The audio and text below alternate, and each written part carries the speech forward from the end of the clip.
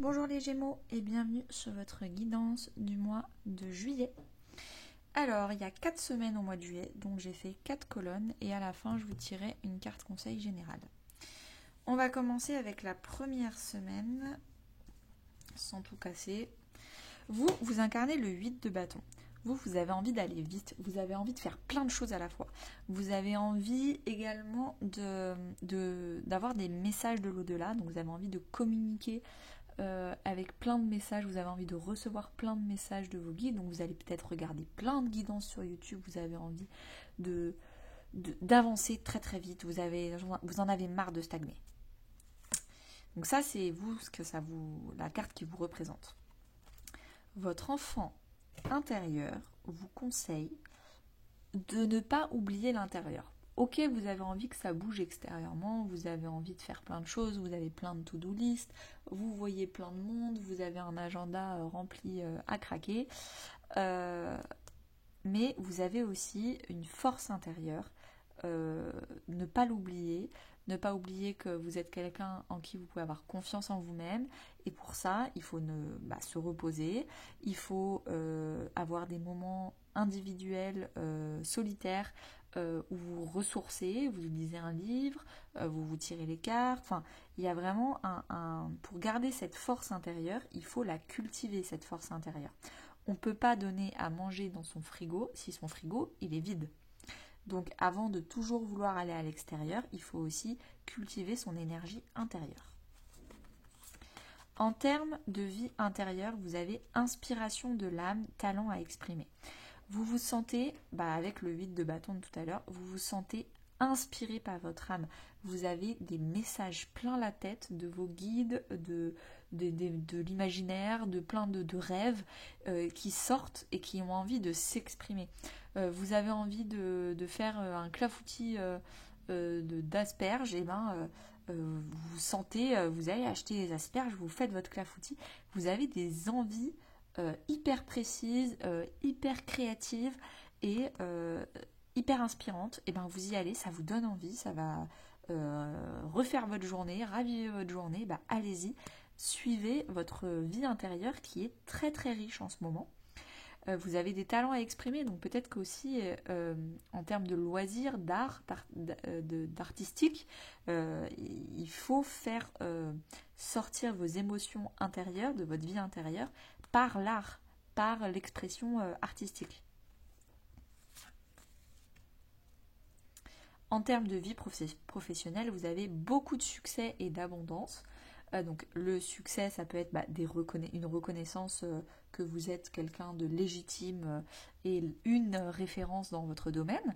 L'abondance, ça peut être clairement l'abondance financière, mais ça peut aussi être l'abondance émotionnelle, un peu quand on dit que exprimer vos talents, peut-être que c'est en exprimant votre art ou votre façon de vous exprimer, ça peut être à l'écrit, et du coup on vous dit professionnellement parlant, vraiment ça se voit que tu es hyper intègre et plein de valeurs dans ta vie professionnelle, que tu y mets tout ton cœur. Oui, vous y avez mis votre âme. Donc les gens le reconnaissent, et il y a une abondance émotionnelle et financière et de reconnaissance dans votre vie professionnelle extérieure. Pourquoi ? Parce qu'intérieurement, vous êtes sur la bonne voie. En termes de vie relationnelle, donc famille, amis ou couple, il y a des écarts de maturité. Il y a des gens qui n'ont pas encore tout guéri autour de vous. Et vous n'avez pas forcément guéri les mêmes choses que les personnes autour. Donc vous n'êtes pas forcément sur la même longueur d'onde. Il y a des gens, ils ont plutôt guéri leur vie professionnelle, et vous avez plutôt guéri votre vie personnelle, et vice-versa, vous avez guéri le professionnel et les autres le personnel. Et en fait, du coup, pour se retrouver là-dedans, c'est compliqué. Les gens, ils ont peut-être moins de temps à vous accorder dans votre vie personnelle, parce qu'en fait ils sont en train de régler des trucs dans leur vie professionnelle et qu'ils peuvent pas tout régler, ils n'ont pas le temps pour tout, et vous du coup il y a une différence de maturité et de longueur d'onde pour cette semaine. Donc vous inquiétez pas, c'est qu'une question de temps. Là il y a écrit l'été, donc ça va peut-être durer tout l'été, mais en tout cas même si ça dure pas tout l'été, c'est provisoire. Alors, cette deuxième semaine pour vous les Gémeaux, Alors, vous êtes dans les doutes avec le 2 de Pentacle, vous essayez d'équilibrer les choses, d'équilibrer vos finances, d'équilibrer un peu votre vie matérielle et les achats et les revenus, qu'est-ce qui sort, qu'est-ce qui rentre. Le 2 de Pentacle, ça peut aussi être sa mission de vie. Peut-être que vous jonglez entre deux activités. Qu'est-ce qui vous fait gagner de l'argent, votre gagne-pain, votre job alimentaire, et une activité potentiellement artistique à côté qui vraiment vous anime. Et si ça pouvait fonctionner mieux que votre job alimentaire, vous quitteriez votre job alimentaire. En tout cas, vous êtes en train de jongler, de douter, d'équilibrer. Vous êtes en recherche d'équilibre. Votre enfant intérieur, il vous parle de maturité. Prends le temps. Ne te presse surtout pas. Patience. Prends le temps de faire grandir les choses. La maturité, c'est vraiment une carte de prends le temps de faire maturer les choses. Peut-être que tu auras de meilleures idées demain, ça va encore plus se bonifier avec le temps. Et pour ça, il ne faut pas vouloir aller trop vite. En termes de vie intérieure, vous avez Neptune, qui est une planète très nébuleuse, très floue. On ne sait pas si c'est le rêve ou la réalité. On ne sait pas si c'est un idéal ou si c'est possible de le faire. C'est très spirituel, intuitif. Et donc du coup, j'ai l'impression que vous essayez de vous connecter à vos rêves cette semaine. Vous essayez vraiment d'essayer à ce que vos rêves deviennent réalité. Et pour que vos rêves deviennent réalité, il faut savoir exactement c'est quoi son rêve. Parce que si on n'a pas un objectif précis, autant vous dire que ça ne va jamais fonctionner. Donc là, vous essayez de lever le voile, vous essayez de comprendre, ok, j'arrête pas de dire que je vais aller habiter dans tel pays, c'est mon rêve. Ok, précisément quand, pourquoi, avec qui, comment, à partir de quand, essayez de mettre des précisions et de lever le flou total artistique de je veux quitter la France. Ok, super. Maintenant, il faut du concret en fait. On va essayer d'affiner ce rêve pour qu'il devienne un peu plus tangible. En termes de vie professionnelle, vous avez manque d'ancrage. Donc moi, je vois 2 messages à faire passer. Le premier, c'est ne soyez pas influençable. Si on essaye de vous faire culpabiliser ou qu'on essaye de tirer la couverture de son côté, pas du vôtre, ce genre de choses, restez droit dans vos bottes. Vous êtes peut-être quelqu'un d'influençable dans votre vie professionnelle. Je sais, ça fait pas plaisir à entendre, mais c'est le message que je perçois avec cette carte. Le deuxième message à faire passer, c'est peut-être potentiellement, il va se passer plein de choses dans votre vie, personnelle, familiale, dans votre vie intérieure. Il va se passer plein de choses. Et donc du coup, vous allez un peu être éparpillé. Un coup, vous allez vous occuper de votre vie de couple, et puis après des amis, et en fait, du coup, vous n'êtes pas du tout droit dans vos bottes dans votre vie professionnelle. Il faut savoir départir les choses. Le pro, c'est le pro, le perso, c'est le perso, et c'est pas parce que vous avez plein d'événements extérieurs qu'il faut se laisser entraîner. Non, il faut rester ancré. En termes de vie relationnelle, donc famille, amis ou couple, vous avez rencontre lors d'une sortie. Donc peut-être que vous allez faire plein de sorties, vous allez trinquer, vous allez aller dans une guinguette, vous allez danser.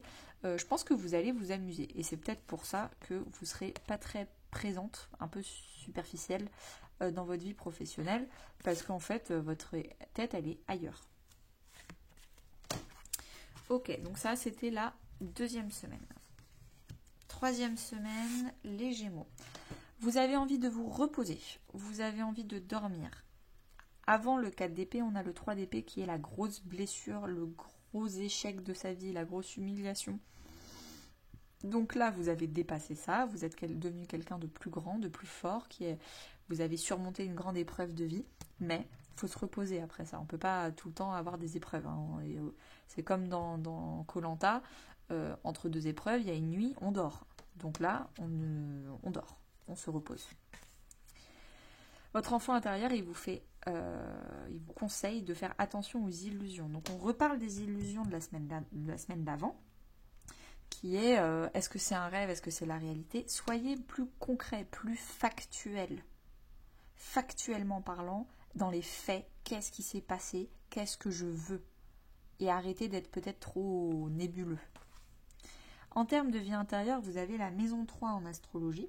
Donc n'hésitez pas à aller voir dans ma vidéo des maisons astrologiques quel est le signe qui gouverne votre maison 3. Et la maison 3, c'est la maison de la communication intérieure et de la communication extérieure. Donc, il va falloir visualiser à l'intérieur de vous, avoir une communication claire, précise, factuelle à l'intérieur de vous de qu'est-ce que vous voulez dans la vie. Et du coup, vous aurez une communication claire, précise, factuelle à l'extérieur. Quand quelqu'un vous dit « c'est quoi ton rêve ?», vous saurez l'expliquer parce qu'à l'intérieur de vous, vous avez passé du temps à le façonner. En termes de vie professionnelle, vous avez des démarches écrites. Moi, je pense que votre rêve, il est potentiellement professionnel. Et vous allez enfin, cette 3e semaine, prendre un papier, un stylo et écrire quand, comment, pourquoi, avec qui. Vous allez potentiellement faire un business plan. Vous allez vraiment commencer à écrire tangiblement votre projet professionnel, votre rêve professionnel pour qu'il devienne concret. En termes de vie relationnelle, donc famille, amis ou couple, vous allez avoir plein de nouvelles surprises. Donc des nouvelles rencontres, des nouvelles opportunités, des week-ends surprises, potentiellement au niveau de la nouvelle lune. Je ne sais pas quand est-ce qu'elle est la nouvelle lune en juillet. Mais peut-être que ça tombe cette 3e semaine, je ne sais pas. En tout cas, j'ai tout mis à l'envers. Hop, comme ça. En tout cas, très belle 3e semaine. Alors, 4e et dernière semaine de juillet, les Gémeaux. Vous incarnez le 3 de bâton. Vous avez envie d'aller de l'avant. Vous regardez dans l'avenir, le futur. Vous êtes en train de préparer un voyage. C'est la carte de la loi de l'attraction. Si je vibre à l'intérieur exactement un objectif précis, je vais l'attirer parce que je vibre du positif. Votre enfant intérieur, il vous conseille la paix intérieure. D'être serein, d'être en paix, de n'avoir rien à vous reprocher. Vous avez fait votre maximum. Après, vous n'avez pas non plus lutté et vouloir contrôler. Donc, vous faites votre maximum et le reste, vous attendez. En termes de vie intérieure, vous allez travailler votre maison 2 en astrologie, qui est la maison de l'estime de soi. Vous méritez le meilleur. Vous ne méritez pas le OK, le 14 sur 20. Non, vous méritez un 20 sur 20 dans votre vie. Et c'est un peu pour ça. Vous vibrez le meilleur que vous puissiez vibrer. Vous voulez les meilleures émotions. Vous méritez le meilleur. Si ça arrive aux autres, je suis inspirée. Si ça arrive à d'autres personnes, votre rêve, ça veut dire c'est une très bonne nouvelle. Ça sert à rien d'être jaloux en disant ça arrive aux autres et pas à moi. S'il y a quelqu'un dans le monde qui est en train de vivre votre rêve, ça veut dire qu'il est possible, votre rêve. Il est possible. Donc, vous méritez le meilleur. En termes de vie professionnelle, là, tout est possible. Vous êtes dans la créativité, l'imaginaire, vous rêvez vraiment de votre projet. C'est vraiment, mais vous y croyez dur comme fer et vous le méritez et vous voulez que ça se produise. En termes de vie relationnelle, vous avez... Peut-être même que c'est d'ailleurs cette dernière semaine de juillet que votre rêve devient réalité. Ça se trouve là, parce que tant que c'était dans la vie intérieure, j'ai envie de dire, c'était encore à l'intérieur de vous. Mais là, c'est une carte concrète de professionnel, et cette ligne-là, c'est qu'est-ce qui se passe. Donc potentiellement, vous êtes en train de vivre votre rêve éveillé cette dernière semaine de juillet, les Gémeaux, et dans ce cas-là, félicitations à vous. En termes de vie relationnelle, donc famille, amis ou couple, vous avez âme sœur, flamme jumelle. Donc, si vous êtes en couple, peut-être que vous êtes dans un parcours d'âme avec votre flamme jumelle et dans ce cas-là, il y a peut-être une réunion ou quelque chose de très positif. Donc, félicitations.